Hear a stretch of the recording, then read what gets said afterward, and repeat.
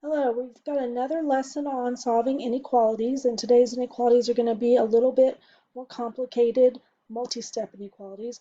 But I want to remind us that inequalities are very similar to equations, so the rules for solving our DCID steps are the same. So we need to remember to distribute if there's parentheses, combine like terms if there are any on the different sides, left and right, isolate the variable using addition or subtraction first, and then also you isolate again if you need to through division or multiplication. But there is one more step sometimes involved in solving an inequality, and that is sometimes you have to flip the inequality sign if you need to in order to get it to work. Now we're going to look at equations like that today where flipping is necessary. So here are two. I've got one on the left, one on the right. I'm going to work the one on the right first.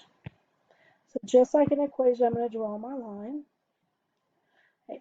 Now the whole thing is at the end we want to know about x. So we need to isolate. That means we've got to get this x all by itself.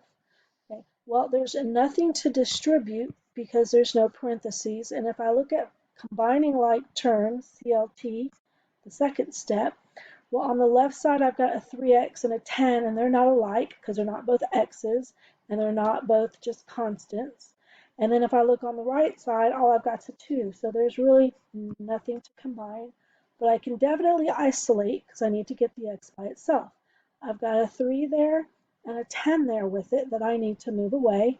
But we always do the add and subtract isolation first, and the 10 is connected with the minus sign. So to move it away, I'm going to add, because again, we do opposites. And then think of this as now a negative 10 plus a 10, and that cancels, it becomes a 0. But what you do on the left side, you must do on the right side. Same thing on both sides to maintain balance, and we just add down after that. 2 plus 10 is 12. Bring down your inequality symbol, and the 3 and the x both come down because they're still there. Now I still need to get the x by itself, so this time I'm going to be moving the 3 away because it's the only thing that's left. Now I've done an isolate step with a plus and a minus, but this time since the x is connected through multiplication, that's 3 times x, I'm going to be doing the division step. So I need to divide to get rid of that 3. And 3 divided by 3 is 1x, but then I have to do the same thing on the other side, and 12 divided by 3 is 4, and in this case we are going to bring down our inequality symbol, and we have 1x is less than or equal to 4. So that shows you the basic DCID steps there, and then I'm going to look at the second one.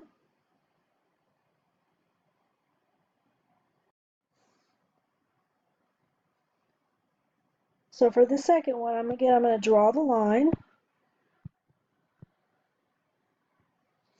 I'm going to remind myself of my steps. And just because I like to, when there's no coefficient or number in front of the variable, like on that second x, I like to remind myself that it's a 1, so I'm going to go ahead and put it there. Now, as I look at both the left and right sides, I don't see any parentheses, so I won't be distributing.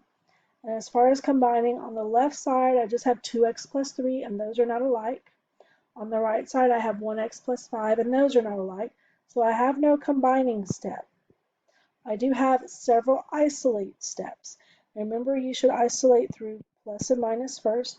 Now, one of the big things is that if you have x's on both sides, you need to get them all on one side. And technically, you can put them on the right or the left, but it is a little bit easier if we move them to the left side since we read left to right.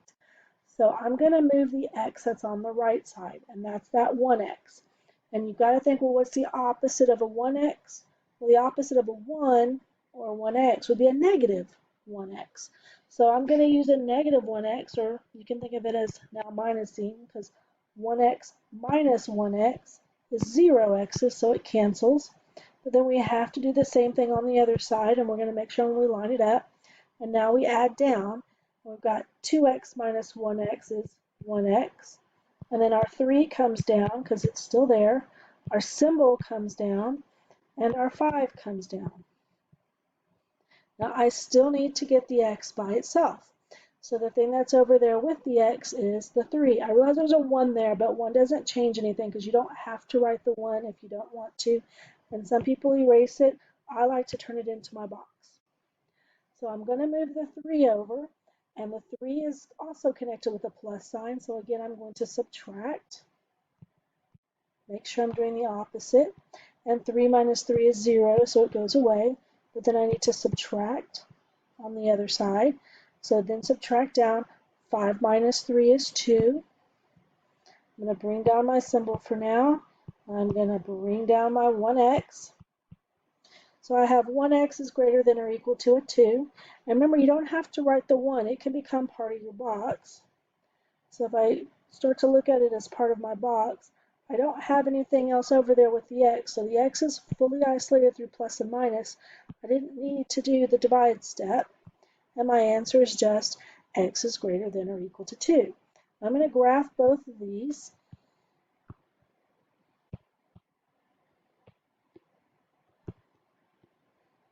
On the first one, I've got 0. I'm going to go 1, 2, 3, 4, 5, 6. And I'm going to go 1, negative 2. Okay. My target number, I like to say, is the one that's in there. So on the right side, my target number was the 4. So I'm going to circle it. And because it's got the underline, that's the equal sign, I'm going to color it in. And then because it's a less than symbol, x is a less than or equal to 4, I'm going to shade everything to the left to show that all these numbers are part of the solution, and I'm going to shade an arrow to show that it keeps going. Now for the other one, I'm going to do the same basic graph. So 0, 1, 2, 3, 4, and then I'm going to do a few negatives. My target number on this one is the positive 2, and it's got an equal sign, so I'm going to shade in the dot.